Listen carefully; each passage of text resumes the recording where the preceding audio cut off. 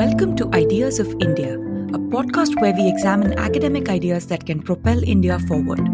My name is Shruti Rajagopalan, and for the next few weeks, I will be speaking to young doctoral and postdoctoral candidates entering the academic job market about their newly minted research on Indian political economy. The third scholar in our Young Scholar series is Dr. Tanu Kumar, a postdoctoral fellow at William and Mary's Global Research Institute. She is a political scientist studying urban politics and service delivery in India. I spoke with Tanu about her paper titled Home Price Subsidies Increase Local Level Political Participation in Urban India, which has been conditionally accepted at the Journal of Politics. Here she studies the effects of a housing subsidy program in Mumbai through an original survey of winners and non-winners of program lotteries and its effect on local political participation. We also discussed another one of Tanu's papers on how this housing subsidy affects long-term investments in human capital. For these papers and her other research, visit tanukumar.com. And for a full transcript of this conversation, click the link in the show notes or visit discoursemagazine.com.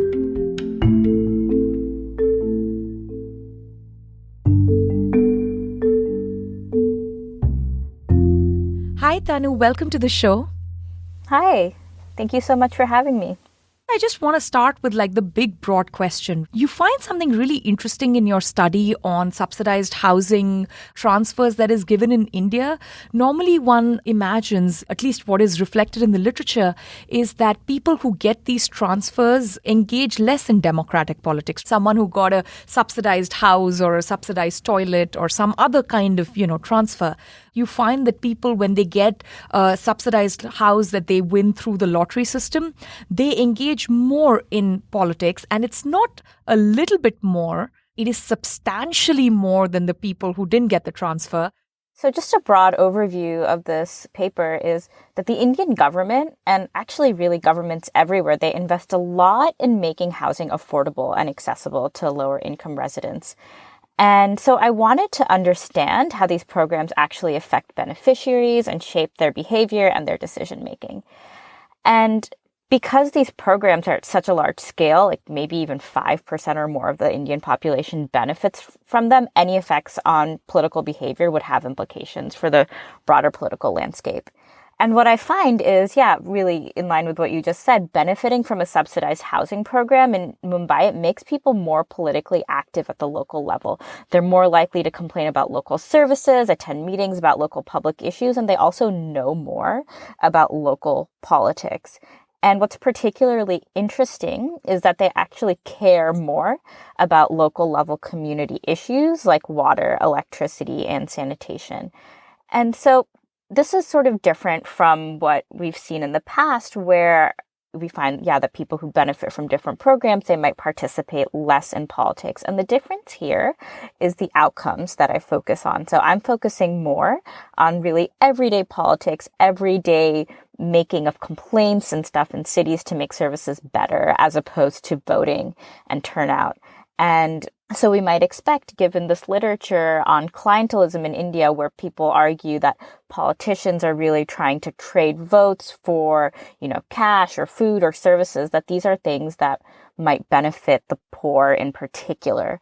But, making complaints about local services, no matter what income level I'm at, this is going to help me. It's going to help everyone if the streets are better paved, if there's less garbage in the roads. So, of course, if we're interested in how winning subsidized housing affects behavior, it's really difficult to establish causation. We can't just, survey beneficiaries of these programs and then compare them to non-beneficiaries, because the two groups are likely to differ in a number of ways, and it's challenging to attribute, any differences in behavior to just benefiting from the housing alone. And so what's helpful here is that because a lot of these programs in India, they're oversubscribed, they're implemented through a lottery system. So among applicants, benefiting is random. And this was the case in Mumbai. And so you can think of it almost as like a randomized control trial that you use to look at the effectiveness of a drug. And so to learn about behavior, we have to survey both winners and non-winners of lotteries. And again, this can create a lot of complications. I was surveying these households 3 to 5 years after they won the lottery. And so there was a lot of worry that we wouldn't be able to track them all down and survey them, and that we would lose the control group more than the treatment group because they didn't own housing. And so this was a really big data collection process where I worked with a local NGO and, people's neighbors and community members over a period of 9 months to really track them down, find them, and interview them. No, and this is really interesting for a number of reasons, right? So one, you actually talk to the people who are the beneficiaries and also the losers directly, and you're able to estimate in some sense, not the episodic nature of political surveys that we conduct, which is usually, did you vote? Who did you vote for? Do you identify with this party or that party? But actually real political engagement. Yeah. And one outcome that I was really surprised by was the knowledge outcome, where I asked people if they could provide me with the name of their local ward level representative.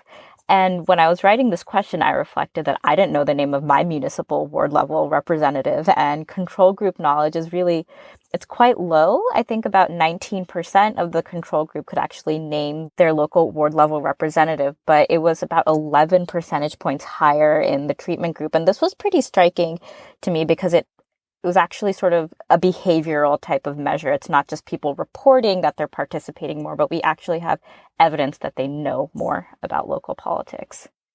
What do you think is driving this? Is it because now people have succeeded once through winning the lottery for subsidized housing that it changes their perception of what is possible in terms of the interaction with the state? Is it that now the need for housing has been satisfied, so now they push their clientelist efforts towards getting other things? Is it a locational thing? Now that the housing problem has been solved, they are geographically fixed, but they're also sort of fixed electorally, right? Now they know that they are constituents of a certain group of people, and maybe now they want to push more given the geographical element. So maybe some of these things wouldn't transfer it if it were a different kind of subsidy, right, which wasn't so geographically rooted. So what do you think is driving this push for greater participation? There could be many different things going on. It would probably vary across the whole population. But what I think is actually going on is two things. First of all, people have greater political capacity. They're wealthier. They have more time. And I don't really see sort of more political participation across the board, but I actually see it really targeted in a very specific way, like targeted around local, very community level services. And so there is probably some element of having better expectations or changed expectations of what the government might provide, but it's also action that's very motivated by protecting the value of these homes, is what I argue. So one of the things which is interesting is the way the Mumbai subsidy was designed. The beneficiaries of the subsidy can either use it themselves or they can rent it out and actually benefit as a larger income from winning the lottery. Do the people who rent it out and leave the housing location participate in the same way as those who don't rent it out and remain? Yeah, they do actually. And this gets back to your earlier question about whether this is something to do with location. So there are two really interesting things that are going on. First of all, as you mentioned, not everyone has to move into this housing. About half of the people just rent it out. And I find that even people who rent out their housing, they report participating in local politics more in the places that they live. And so this sort of builds upon the argument that they just have more political capacity, that they care more, and that they're more basically habituated into participating in local politics. But the other thing that I found that was really interesting is not only are they participating more in politics where they live, but they also still care about the lottery apartments. A large percentage of these people, who I call basically landlords, they're traveling to their lottery apartments once a week. They live about an hour away on average, but they're making this effort to travel there and participate in these local meetings and complaint making where the lottery apartments are. And in a way, sort of protect the investment, right? Exactly. Now, typically when it's the case with randomized control trials or like a lottery experiment, like what you find, the great thing about it is the design. You're able to very correctly show us a snapshot of what's happening. But on the other hand, there's the problem that these results are not easily generalizable to other contexts. What do you think are some of the broader learnings or some of the broader implications of what you find with the Mumbai lottery experiment? Yeah. So the thing is, it's really hard to shift political behavior. It's really hard to change the way people engage in politics, to change the things they care about and the things they know about. And here we have an existing intervention that's not devised artificially in a lab or an experiment, but a real policy that shifts behavior in a substantive and meaningful way. And this is a program that's really common across all of India. And it's implemented in a similar way in other cities across India. So we might expect the results to generalize to other cities. And we don't yet know if the shift in behavior is a good or a bad thing. We could imagine if beneficiaries care more about local services, that is great news for other community members. But we also might imagine that they're caring more about street vendors or squatter settlements might hurt other members of society. And thinking beyond housing, the research suggests that, some of these other larger welfare policies in India, they might have similar effects. And I'm thinking in particular about India's National Rural Employment Guarantee Scheme. And so here too is a program that it makes people wealthier. And if they want to keep getting wealthier, they'll have to get involved with local government and make sure that the program's implemented well, right? Without corruption, that they're working on projects that they care about. And there's qualitative evidence that NREGs is actually generating this type of local level political participation, and my results support that evidence. And finally, more broadly in political science, we think of as the main way of getting people involved in local politics or politics in general is to tax them. Once you tax them, they're going to demand more things. But my research actually suggests that one way of getting people to participate more in politics might be to give them things. Now, all else held equal, of course, it's great to have more political participation and have people engage, especially when it comes to provisioning of public goods, like you mentioned, roads and water and garbage being picked up and things like that. But on the other hand, the economist will typically ask the question, at what cost and compared to what else? These are the standard questions we ask. And here I want to talk to you a little bit about some of the other literature on this kind of civic engagement. So one is, of course, Biju Rao's work in his book, Oral Democracy. I had a chance to chat with him recently about this. And he talks about how just the constitutional requirement of having the Gram Sabha, which was built into the 73rd Amendment, dramatically increases this kind of civic engagement and deliberative democratic politics. And, you have people actually making demands of their representatives and the state. On the other hand, in urban areas, you have someone like Adam Orbach's work. Again, I had a chance to chat with him recently on his book, Demanding Development, where he talks about how even in technically illegal or informal housing, such as slums, you have this kind of massive demand coming bottom up from the people who are the residents of the slum to get things fixed. And now, those things technically are not a huge burden on the exchequer the way a huge housing subsidy program might be or a big labor subsidy program might be. So now that you do know that this increases civic engagement, do you think this is the best way to do it? Or do you think they come at this huge cost to the exchequer and we need to think about other kinds of structural ways or design to get people more engaged? That's a good question. I mean, these programs, they are expensive in some way. They have a large opportunity cost to use this public land. I mean, they're very politically appealing to people. And so that's one reason to do them. If you go through Mumbai or Delhi, you see these lottery apartments. They have, the stamp of MHADA or DDA all over them. So it's one way for the government to really signal to people that, yes, we're doing something. So they're politically very attractive. But I do think it's really important in some way for citizens to have a stake in what their local government is doing. They have to care. It has to affect their well-being in the long term. And so one way for that to happen is what we see in the United States. It's just when people buy housing on their own, when they buy stocks on their own, when they buy these assets and invest in things on their own, they're just going to care about government more. But if we really want to get lower income people more involved in local government, people who might not be able to make these investments on their own, then I think it's helpful to help them out a little bit. One of the trends we've seen in India, and this is most true for, let's say, the Modi government starting with 2014, is there is a new trend of giving away private goods through the government program schemes, right? Like housing, like LPG gas subsidy, in the Ujjwala scheme, as opposed to actually building public goods. But what you find is kind of interesting. Housing tends to have this quasi-public and quasi-private characteristic. It's not exactly like giving an LPG, which is only used for private consumption. It does have certain benefits of maybe using public land better or gentrifying a particular area and having these kind of externalities on public goods. But on the other hand, it is not exactly the same as using public money, public resources and infrastructure to deliver on water, to make sure there are sewage lines, garbage is picked up, there is no open defecation and so on. So which way do you think the externalities are going to fall? Are you going to get people who care more about these public goods because housing is a particularly weird kind of quasi-subsidy, it's public and private? Or do you think it is going to be more rent-seeking behavior? We got a house, now next we're going to ask for an LPG subsidy, and then next we're going to ask for a college subsidy, and so on and so forth, and then we're going to ask for a government job and reservations. Which way do you think this trend goes if we set off the clientelist behavior at lower income levels with this kind of an intervention? The thing about housing is that its value, unlike the value of a toilet or something, really is affected by whatever's going on in the neighborhood. And actually, the people who I spoke to about their housing, they seem to recognize that.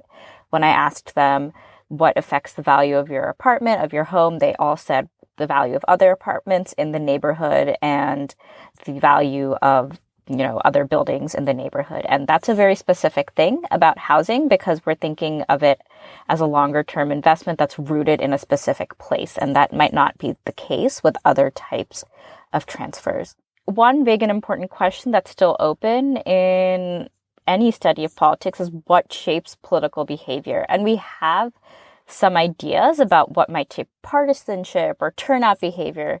But there's this new literature out there by people like Gabby Crooks-Wisner and Jennifer Bissell that highlights that there are other forms of political behavior, like this complaint making, like this participation in local politics to improve public services.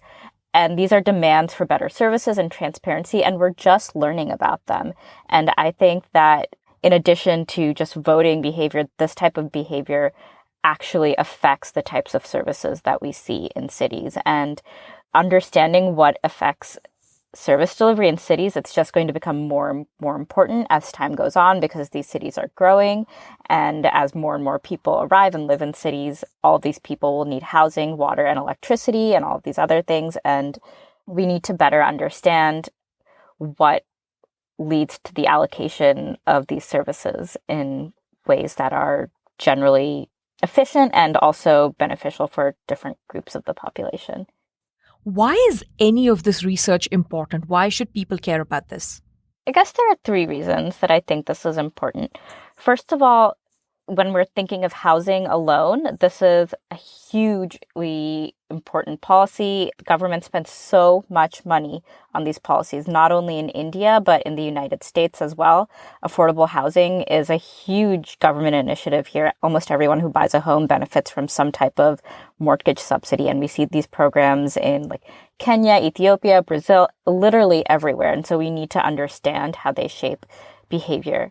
And then second of all, the fact that other welfare programs might, like NREGA, or maybe even cash transfers, the fact that they might affect behavior in a similar way is also an important thing to study, especially as people begin to pay more attention to things like universal basic income or these other larger, newer types of welfare policies. Then we need to know how they might shape behavior and affect politics down the road as well.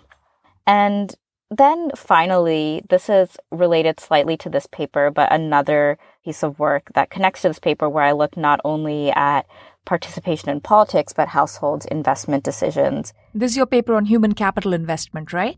Yeah, exactly. And I find that, benefiting from this policy leads households to invest much more in their children's education. And getting poorer households to really have the bandwidth, time, and energy to invest in these longer term types of things, it's really difficult to do. And, there's been some research on how things like cash transfers might lead to these types of changes in behavior, but we don't know very much about what existing policies that are already politically attractive that we don't have to, persuade governments to do. We don't know very much about what those existing policies are doing to affect this really important type of behavior. So I want to ask you a little bit about the human capital investment. I found that absolutely fascinating, right? We already know that in India, there's this huge premium on schooling and education. We know that even very poor households sometimes spend up to 50% of their income to send their kids to budget private schools just to get a better education than whatever is lacking in the public school system. We know this is a really important sort of personal household consumption issue for the poor, as well as a political issue for the poor. And what you find is quite remarkable that an intervention or a welfare transfer in one area actually changes investment decisions, which are much more durable in a completely different area, right? So can you tell me what you think is the mechanism, like what is going on there that it affects human capital and schooling choices for children in such a particular way? Yeah, and so just to summarize, what I find is that beneficiaries of this program, they're sending their children to school more, or their children are attending school more. It's both what their parents do and whether or not they succeed in school. And in particular, I find that beneficiaries' children are much more likely to make it past 10th grade, make it past these big, scary board exams, make it past 12th grade, and actually complete college. And what I think is going on here is that, again, I know that when I win this lottery apartment, I know that my overall household wealth, my permanent income has increased by a lot. Even though these programs are sort of interesting, I can't resell within the time period of the study that I did. I can't resell for 10 years. So even though I don't get access to the subsidy right away, I know that I have it in the future. And this sort of peace of mind, this mental accounting, it allows me to invest more in the future. And just speaking to beneficiaries in my fieldwork, they generally said that they felt less stressed, that they could think more about the future, and that they felt that their children's futures were more secure. So it's taking away a certain kind of financial uncertainty or instability. So I guess my question is, do you think it's specific to giving housing, or do you think like a large wealth transfer would have done the trick? Like, if you remember, Prime Minister Modi famously promised an additional 15 lakhs in every household as one of his electoral promises. Do you think that would have done the trick about the same way as housing? Or once again, there is something about this kind of intervention, housing, which leaves people very financially vulnerable and also like physically vulnerable in a big city, and solving that problem sort of opens up capacity in virtually every other area of life, especially for long-term decisions. Yeah, that's interesting. I think a feature of housing is that it is somewhat illiquid. It's different from getting a 15 lakh cash grant because I can't spend it right away. I know that I have it, so I'm not able to spend it right away. So it's not really clear to me what somebody, especially like a poor, very constrained family, might do if they got that kind of money. So I would say it's different because it's illiquid. And then the other reason that I think it's different is that it's much easier to give away housing for local governments, right? You have this public land that's often earmarked for social purposes. I can't use it for anything else. And also, because of the way this program works, the actual construction costs, they're covered by the beneficiary because I do have to pay something upfront for this house, right? I do have a mortgage, but the actual wealth transfer, it's arriving because the market value of these homes is much larger than the construction cost, right? But for a local government, there are no real outlays in the same way that giving families a huge amount of money would be. And this is the study that you conduct is in erstwhile mill land, which is right in the middle of Mumbai and, is just very, very highly valued. And in this particular instance was socially earmarked. A slightly different sort of direction. Aside from the stuff that you are working on, what do you think are some of the big and most important questions in your field of research? I think what we still don't know a lot about is just how services and how public goods are delivered. There's a lot of research out there that's about, how MLAs might direct more resources to places that voted for them, or people might allocate resources to areas that have more higher caste members or something.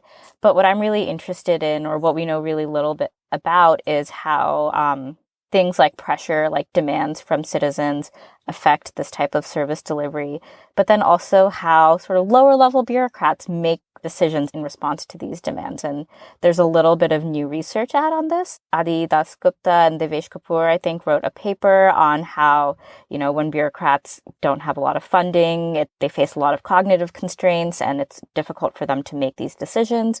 And I think sort of this individual level political behavior and understanding what service allocation looks like as a result is something that we need a lot more research on. How did you get interested in this area of inquiry? I think the real thing that I'm most interested in is what shapes behavior. And I've always been interested in how people interact with their government. I think that I've noticed that in my family, there are a lot of people who really care about what's going on with local government or even national government. And then there are just some people who do not care at all. And so I've been really interested in what sort of shapes that type of behavior and what gets people excited or motivated to participate.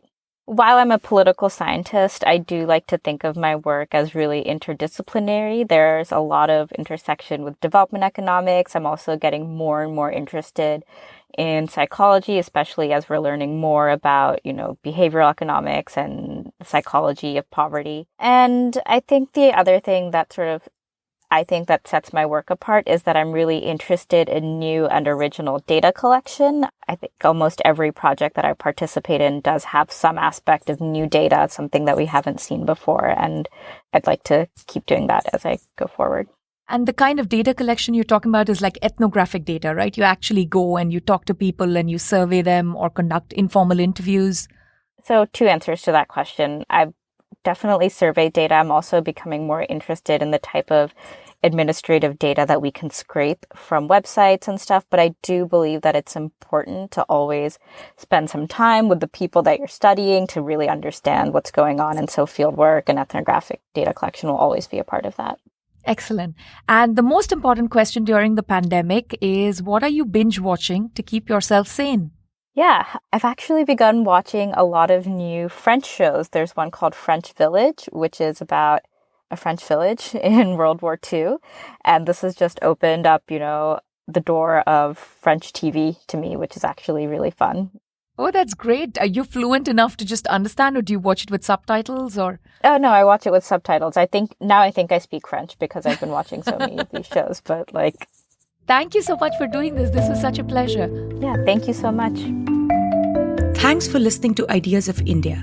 If you enjoy this podcast, please help us grow by sharing with like-minded friends. You can connect with me on Twitter at @srajagopalan. Our next episode features the research of Proma Ray Chaudhary, a PhD candidate at the School of Law and Government in Dublin City University, on her research on female populist leaders in contemporary India.